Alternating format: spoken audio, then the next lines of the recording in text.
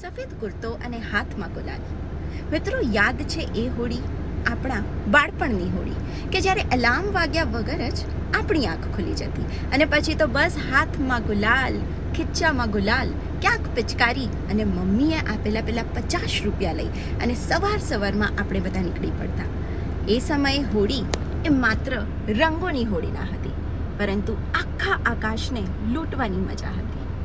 ગલીઓમાં આપણે છુપાઈને રાહ જોતા અને એ જેવું કોઈ નીકળે કે તરત જ એને ફુગ્ગો મારી અને હેપી હોલી કહી દેતા. હા, ઠપકો ચોક્કસ મળતો, પણ ત્યારે બસ બુરા ન માનો હોલી હૈ કહીતે આપણને માફી પણ મળી જતી.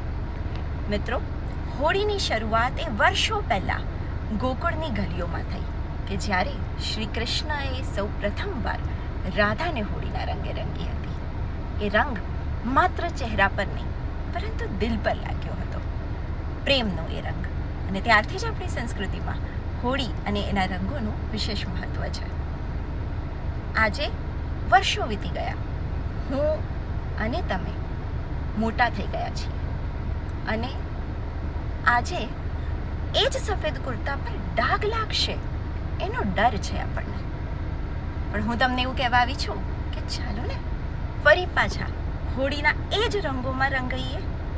બાળપણની એ હોળી, એની મજા ફરી માણીએ.